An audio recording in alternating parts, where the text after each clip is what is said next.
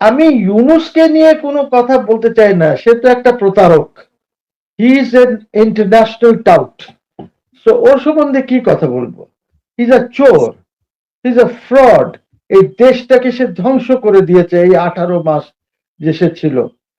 তো এইটা তো ওকে তো ওদেরকে আমি তো বারবার বলছি যে এরা 8-10 জন আছে যাদেরকে দেশের বাইরে যেতে দেওয়া উচিত হবে না, because they have to be made accountable. যত চুরি চামারি যা করেছে, দেশকে যেভাবে তারা ধ্বংস করেছে, they should be made accountable. এইটার এই ছাড়া কোনো উপায় নেই। আর যদি ওদেরকে ছেড়ে দেওয়া হয় তাহলে আর কি আছে? তাহলে আওয়ামী লীগকে আর দোষ দিয়ে কি কোনো লাভ আছে যদি সবাইকে আমরা ছেড়ে দেই? তো এই আপনি আওয়ামী লীগের অ্যাকাউন্টেবিলিটি করবেন, আইসিটিতে মামলা চালাবেন শেখ হাসিনার বিরুদ্ধে, আর এইখানে এদেরকে ছেড়ে দেবেন, এটা তো আনফরচুনেট হবে দেশের জন্য। নাও কামিং টু ইলেকশনস, আমি পার্সোনালি যদি আমাকে জিজ্ঞেস করেন, আমি ইলেকশনস দেখতেছিলাম। আমার বাসার সাথে একটা সেন্টার আছে কামরুন্নেসা, যেটা ওবেদ আসলেনে। এইখানে আমি যেটা দেখলাম যে সকালের দিকে লোকজন খুব কম ছিল, পরের দিকে লোকজন কিছু এসেছে, বাট তেমন আমি খুব বেশি ভিড় বা এগুলি দেখি নাই। কিন্তু আমি পরবর্তীতে দেখেছি যে ইলেকশন কমিশন অ্যানাউন্স করেছে, এবং এরকমই রিপোর্ট সবখান থেকেই ছিল। 11টার দিকে the percentage was very low. তারপরে ধরেন 12টায় হঠাৎ এটা বেড়ে গেল, 1 ঘন্টার মধ্যে অনেক বেড়ে গেল। আই থিঙ্ক 20, এটা বোধহয় 32 না কত হয়ে গেল পার্সেন্টেজ, আমার ঠিক খেয়াল নাই।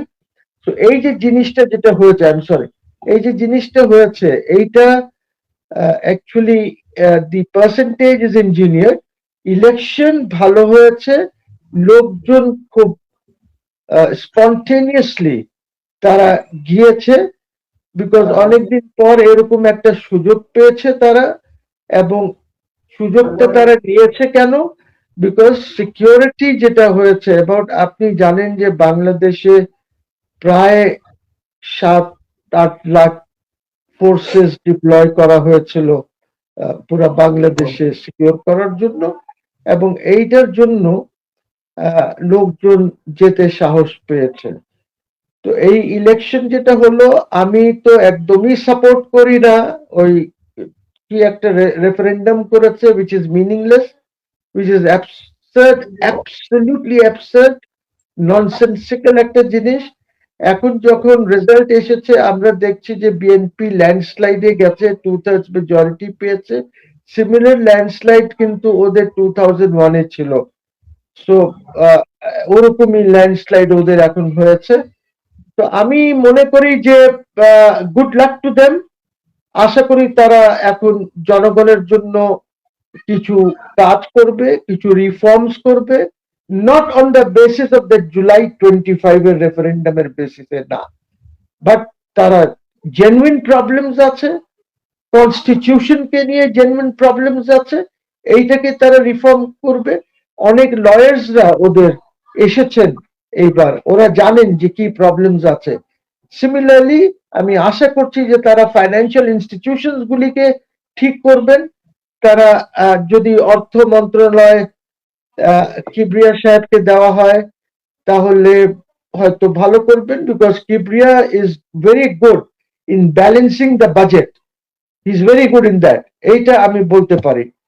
তারপরে আমাদের স্টক মার্কেট ঠিক করতে হবে গভর্নমেন্টকে, এবং স্টক মার্কেট ঠিক করার জন্য অ্যাকচুয়ালি ডিরেগুলেট করতে হবে।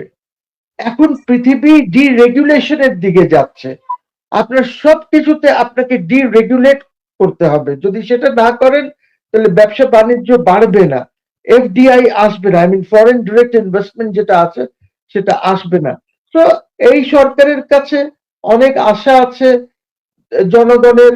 জনগণ ওদেরকে ম্যান্ডেট দিয়েছে, যদিও এই ম্যান্ডেটকে আমি মনে করি একটু ফ্র্যাকচার্ড, বিকজ এখানে আওয়ামী লীগ ছিল না। যদি এটা ইনক্লুসিভ ইলেকশন আওয়ামী লীগকে নিয়ে হতো তাহলে খুবই ভালো হতো, তাহলে বোঝা যেত যে কি পজিশন আছে। বাট ননদালেস একটা ইলেকশন হয়েছে। আর জানেন সবচেয়ে খুশির ব্যাপার আমার কি, সেটা হচ্ছে যে এই প্রতারক চলে যাচ্ছে, ইউনুস the প্রতারক of the 20th 21st century is living. তার যা করেছে দেশকে নিয়ে, আপনার ইন্ডিয়ার সাথে দেখেন একটা অনর্থক, it was not necessary for him যে উনি আসার সাথে সাথে উনি সেভেন সিস্টার্সকে খেয়ে ফেলবেন বলবেন। আরে বাবা, আপনি তো সরকারে বসেনও নাই, না বসে আপনি স্টেটমেন্ট দিলেন যে খেয়ে ফেলবেন seven sisters. What you mean? ওটা কি কোনো হালুয়া যে খেয়ে ফেলবেন বা আলাদা করে দেবেন? মানে এরকম একটা ননসেন্স লোক, একে আমরা কেন বসালাম? এই যারা বসিয়েছে, এই দেশকে নষ্ট করেছে, ওদেরকেও খেসারত দিতে হবে। আর কিছুটা তো দিয়েছে, এনসিপি জামাত যারা মেইন উদ্যোক্তা ছিল তারা খেসারত দিয়েছে। আর্মি অনেক ভুল করেছে, আর্মি এজ এন ইনস্টিটিউশন 5 তারিখে অনেক ভুল করেছে। ওদেরকে এইভাবে নিয়ে এইসব পলিটিক্যাল পার্টিসদের সাথে বসা উচিত ছিল না। দিস শোজ দ্যাট ওয়াক্কার সাহেব খুব ভালো লোক, আমি ওনাকে খুব বেশি পছন্দ করি, কিন্তু উনি পলিটিক্সও বোঝেন না এবং পলিটিক্যাল ইয়েটা কিভাবে ম্যানুভার করতে হয় উনি বোঝেন না। উনি যদি এগুলি বুঝতেন তো দেশের এই অবস্থা হতো না, একদম খুব খারাপ অবস্থা হয়ে গেছে। এখন আমি মনে করি যে খুব ইম্পর্টেন্ট জিনিস হচ্ছে যে তারেক রহমান তার প্রেস কনফারেন্সে সার্কের কথা বলেছেন, ওনার স্টেটমেন্টও আছে।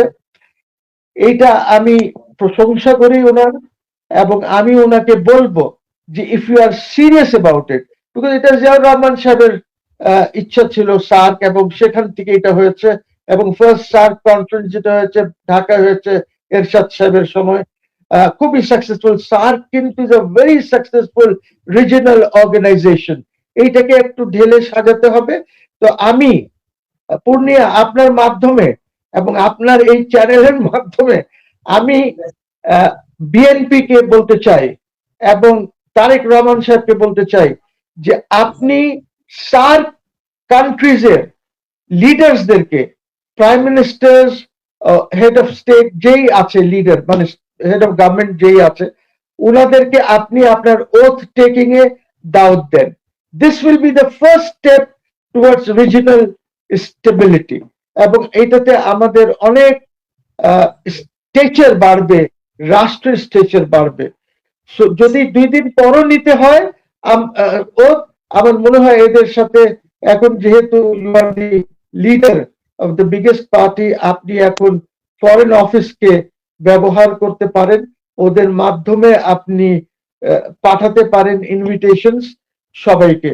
এবং আমি আশা করি যে আপনি যদি এটা করতে পারেন, যদি ইনভাইট করেন সবাইকে, যারাই আসুক এখানে, এইটা আপনার জন্য একটা ফার্স্ট ডিপ্লোম্যাটিক সাকসেস হবে আমি মনে করি, এবং এটা দেশের জন্য, জাতির জন্য খুব ভালো হবে। এবং আপনার এই উদ্যোগটা নিলে হয়তো আজকে এই যে ঐক্যমত কমিশন যে অনৈক্য ক্রিয়েট করেছে বাংলাদেশে, এই অনৈক্যটা হয়তো দূর হবে, এবং এইটাতে আপনি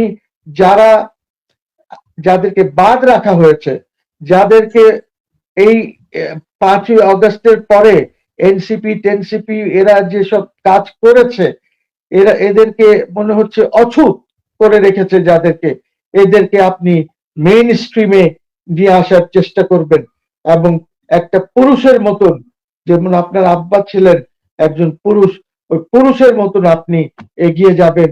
সবাইকে একত্র করে আমরা দেশটাকে সবাই এগিয়ে নেব, অর্থনীতি ঠিক করব, আইনের শাসন আনবো দেশে, আমরা পররাষ্ট্র নীতি ঠিক হবে আমার। আর একটি জিনিস আমি পূর্ণিয়া আপনার এই চ্যানেলের মাধ্যমে আমি বলি নাই, সেটা বলতে চাই, সেটা হলো যে চয়েস অফ ফরেন মিনিস্টার আপনার জন্য খুবই গুরুত্বপূর্ণ হবে। বিকজ আমাদের দেশের ফরেন মিনিস্টার শুধু 2টা হয়েছে খুব সাকসেসফুল, এবং যাদের জন্য ওই গভর্নমেন্টস এবং ওই লিডার্সরা সাকসেসফুল হয়েছে, একটা হলো জিয়াউর রহমান সাহেবের সময় প্রফেসর শামসুল হক, ডাইনামিক পারসন, নলেজেবল পারসন, উনি অনেক দূর এগিয়ে নিয়েছেন জিয়াউর রহমান সাহেবকে আন্তর্জাতিকভাবে, এবং আমরা জানি যে অনেক কমিটিস গুলিতে উনি ছিলেন জিয়াউর রহমান সাহেব। সিমিলারলি আরেকজন ছিল হুমায়ুন রশিদ চৌধুরী, যাকে সবাই সম্মান করে, হুমায়ুন রশিদ চৌধুরী সাহেব was again a very skilled, very knowledgeable, যিনি রিজিনাল পলিটিক্স, জিও পলিটিক্স বুঝতেন। উনি সাকসেসফুল একজন ছিলেন, উনি এরশাদ সাহেবের সময় ছিলেন। কিন্তু তারপরে আওয়ামী লীগ আনফর্চুনেটলি কোনোদিনও কোনো ভালো ফরেন মিনিস্টার আনতে পারে নাই। আর যাদেরকে দিয়েছে দেবে টু মাচ ইন্ডিয়া সেন্ট্রিক। আপনাকে ফরেন পলিসি ইন্ডিয়া সেন্ট্রিক হলে তো হবে না, একটাও সাকসেসফুল ছিল না। আর বিএনপি কে আমি বলবো যে খালেদা জিয়ার সময়, বেগম খালেদা জিয়ার সময় যারা ছিলেন, এক কর্নেল মুস্তাফিজ ছিলেন, he was also not up to the mark. তারপরে মোর্শেদ খান, উনি তো he was garbage. Morshed Khan was a garbage as a foreign minister, total garbage. এইটা আমি অথরিটির সাথে বলতে চাই। এবং ওদের যে দুর্দশা হয়েছে এটার জন্য অনেকটা মোর্শেদ খান দায়ী। তো আমি বলবো that you should have a good foreign minister, a foreign minister who is knowledgeable, a foreign minister যে অন্য ফরেন মিনিস্টারের পিঠে হাত দিয়ে কথা বলতে পারে, যে ফরেন মিনিস্টার প্রেসিডেন্টদের সাথে, প্রাইম মিনিস্টারদের সাথে কথা বলতে পারে, যে ফরেন মিনিস্টার রিজিনাল ইস্যুস গুলির সাথে ওয়াকিফাহাল আছে, যে এমন ফরেন মিনিস্টার হতে হবে যে জিও পলিটিক্স এবং জিও ইকোনমিক্স এই দুইটাই বোঝে। বিকজ সেটা যদি না বোঝে, অনেক সময় হয় কি, আপনার ফরেন মিনিস্টার যে আছে, he is the face of the country, he is the face of the nation, because he is the one যে অফিসিয়াল ভিজিটসে যায়, হি ইজ দ্য ওয়ান যে প্রেসিডেন্ট আর প্রাইম মিনিস্টারদের সাথে মিট করে। ওর protocol is next to the prime minister অথবা প্রেসিডেন্ট যে হেড অফ গভর্নমেন্ট হয়। Very important. আপনার দেশে ফরেন মিনিস্টারের প্রোটোকল যাই হোক না কেন, ইটস নট ইম্পর্টেন্ট, বাট বাইরে ওর protocol is next to the prime minister. কাজে আমাদের জন্য এটা খুবই প্রয়োজনীয়। এবং আমি এক্সপেক্ট করি যে তারেক রহমান সাহেব এদিকে নজর দেবেন এবং উনি একটা ভালো ফরেন মিনিস্টার খুঁজে বের করবেন, যার এই হু is knowledgeable, who is skilled, যে কথা বলতে পারে, যে যে ভয় করবে না যে আমি ট্রাম্পের সাথে কথা বলছি। কি you should be like Zelensky, যেরকম ট্রাম্পের সাথে সে কথা বলেছে। Good foreign minister. Finance minister তো মনে হচ্ছে কিবরিয়া সাহেব হবেন। Is very good in balancing the budget. আমাদেরকে বাজেটকে ব্যালেন্স করা খুবই প্রয়োজন। সো এইসব আছে, দেখি পূর্ণিয়া আমরা কতদূর যেতে পারি, হাউ মাচ উই ক্যান। আমি আরেকটা প্রসঙ্গ একটু আপনার কাছে জানতে চাই, সেটা হলো আপনি যাদেরকে ফ্রড প্রতারক বলছেন, তাদের কারো কারো কথা শোনা যাচ্ছে যে তাদেরকে রাষ্ট্রপতি করা হতে পারে, এই ধরনের একটা অ্যারেঞ্জমেন্ট আছে। এটা হলে কি হবে, কেমন হবে? দেখেন, যাকে আমি ইন্টারন্যাশনাল টাউট বলছি বা প্রতারক বলছি, ওকে যদি প্রেসিডেন্ট করা হয় তাহলে BNP will face the music, Tarique Rahman sahib will face the music, he'll face the music. করার কিছু নাই, ওনার বিরুদ্ধে তো আন্দোলন হবে, রাষ্ট্রপতির বিরুদ্ধে আন্দোলন হবে এই দেশে। So Tarique Rahman will dance to that music. আমার কি আছে, আমার তো করার কিছু নাই। দেশ ধ্বংস করতে চাইলে বানান, আপনার কাছে তো অনেক লোক আছে রাষ্ট্রপতি বানানের, উনার লাগবে কেন? আপনি নজরুল ইসলাম খানকে বানান, আপনি ফখরুল ইসলামকে বানান, অনেক লোক আছে আপনার কাছে। আল্লাহর ওয়াসে মুশাররফকে বানান না, বাট আপনি এদেরকে তো বানাতেই পারেন, দেয়ার ইজ নো প্রবলেম। আপনার কাছে লোক আছে তো বানানোর জন্য। দিস আর গুড পিপল যারা প্রেসিডেন্ট হতে পারে, যারা আপনাকে, ইভেন আপনি যখন কনস্টিটিউশনে কিছু অ্যামেন্ডমেন্টস আনবেন, প্রেসিডেন্টকে যখন কিছু ক্ষমতা দেবেন, this are your loyalist, this are your loyalist. Yunus will never be your loyalist. This are প্রতারক। সে কোন সময় কোথায় যাবে ঠিক নাই, সে তো প্রতারণা করে নিয়েছে নোবেল। ওর নোবেল তো is not a genuine Nobel laureate ভাই, ওর জন্য টেলিনর কিনে দিয়েছে এইটা। সো ওকে নিয়ে আপনারা চিন্তা করেন কেন? আমি সবশেষ আপনার কাছে জানতে চাই যে আওয়ামী লীগের ইস্যুটা বাস্তবতায় আওয়ামী লীগের ইস্যু কেমন থাকবে, এবং গত 17-18 মাস যে জামাত প্রভাবিত সরকারে আমরা যা দেখেছি, সেই প্রভাব কি আগামী সরকারেও থাকবে কিনা? আমার মনে হয় না। দেখেন, এই এই এই সরকারের কিছু ডিফিকাল্টিজ আছে, সেটা হচ্ছে যে রন্ধে রন্ধে বসিয়ে রেখেছে জামাত তাদের লোকজনকে। এখন এইটা অর্গানাইজ করে এটাকে ঠিক করার জন্য, বিকজ ওরা সবসময় কিন্তু কি করবে, প্রবলেম ক্রিয়েট করবে এদের জন্য। সো এইটা সাজানোর জন্য আমার মনে হয় নিজের লোকজনকে চুজ করে জায়গাগুলিতে বসাতে হবে যেগুলি ক্রুশিয়াল পয়েন্টস। বাংলাদেশ ব্যাংকের governor, you need a good person to be there, you don't need this man যে আছে এখন। আপনি সেখানে একটা ভালো লোককে নিয়ে আসেন। আপনি স্টক মার্কেটকে ঠিক করতে হলে যে লোক ওইখানে আছে, কমিশনার এন্ড গিয়ে বের করে দেন ওদেরকে, নিজের লোক আনেন, ভালো লোক আনেন যে বুঝবে, বা যে স্টেক হোল্ডারদের সাথে কথা বলবে, কথা বলে কাজ করবে। আপনার আর্মি আর আনসার আর পুলিশ প্রোটেকশনে যদি এসিসির চেয়ারম্যান যদি বসে তাহলে কি হবে দেশে? আই এম শিওর এই জিনিসগুলি খুসরু সাহেব ভালো জানেন, এবং আমার মনে হয় that he will work on this things in the cabinet, এবং আমরা হয়তো স্টক মার্কেটকে ঠিক করে ফেলবো। ডিরেগুলেট, অনেক ডিরেগুলেশন দরকার, সিম্পলিফিকেশনস দরকার।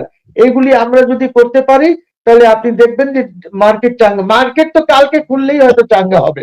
Tomorrow you will see that the market is চাঙ্গা, index is going up, because এই গভর্নমেন্ট যা করেছে আই ক্যানট টেল ইউ, যা তা অবস্থা করে রেখেছে। সালেউদ্দিন সাহেবের একজন ওই যে ফরেন ফাইন্যান্স সেক্রেটারি, ওনার বস ছিল সালেউদ্দিন সাহেবের যখন উনি গভর্নর ছিলেন, ওনার ছেলেকে সে এসে বলেছে যে আমার ছেলের কোনো জব নাই, ওকে একটা জবের বন্দোবস্ত বললো, আমি এখনই করে দিচ্ছি, এসিসির চেয়ারম্যান বানিয়ে দিছে। এইভাবে তো সরকার চলে না। সরকারে তো দরকার আপনার স্কিলড নলেজেবল পিপল, যারা জানে যে পৃথিবী এখন কোথায় যাচ্ছে। পৃথিবী is going towards deregulation. Why Trump is failing? Because Trump উল্টা চলছে। You see, এই ট্যারিফ ম্যারিফ কইরা সে উল্টা চলছে। উল্টা চললে তো it will take him nowhere. You see, এই জন্য দেখেন সব আলাদা হয়ে গেছে, সব এখন ওরা নিজের ট্রেড নিজে করছে, তারা এফটিএস করছে।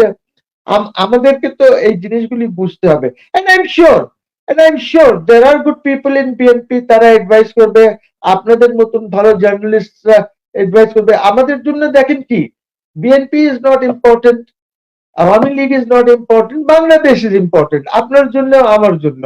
আমরা চাই যে এই বাংলাদেশটা টিকে থাকুক, এই বাংলাদেশ এগিয়ে যাক। এবং আমার মনে হয় ইভেন এখন আমি সত্যি কথা কি বলি, আমি তো হোসেন মোহাম্মদ এরশাদ সাহেবের সাথে, আমি তো তার প্রেসিডেন্ট মেম্বার ছিলাম।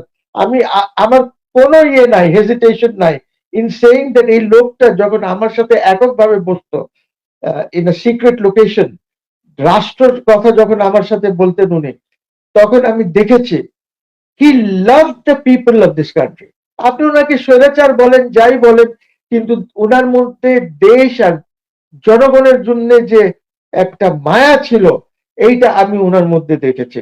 ইভেন আই টেল ইউ, আমার শহীদ জিয়াউর রহমান সাহেবের সম্বন্ধে তো কোনো কথা বলার দরকার নেই। He was a great man.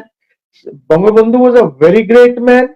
এবং আপনার শেখ হাসিনার মধ্যেও কিন্তু দেশ আর জাতির জন্য খুব দরদ আছে, এমন না যে ওনার মধ্যে কোনো দরদ নাই। আমি মনে করি যে আমরা সবাই মিলেমিশে, আমি তো দেখেন মুসলিম লীগ, আমি তো স্মল, ভেরি স্মল, আমি তো একটা চিঠি, মানে একটা মশা টশা ধরে নেন, একদম খুব স্মল। আমাদেরকে সবাইকে মিলেমিশেই দেশটাকে এগিয়ে নিতে হবে, এবং এইটার জন্য খুবই প্রয়োজন that Awami League should come into the mainstream and গভর্নমেন্টকে স্পেস ক্রিয়েট করে দিতে হবে, ইনকামিং গভর্নমেন্টকে।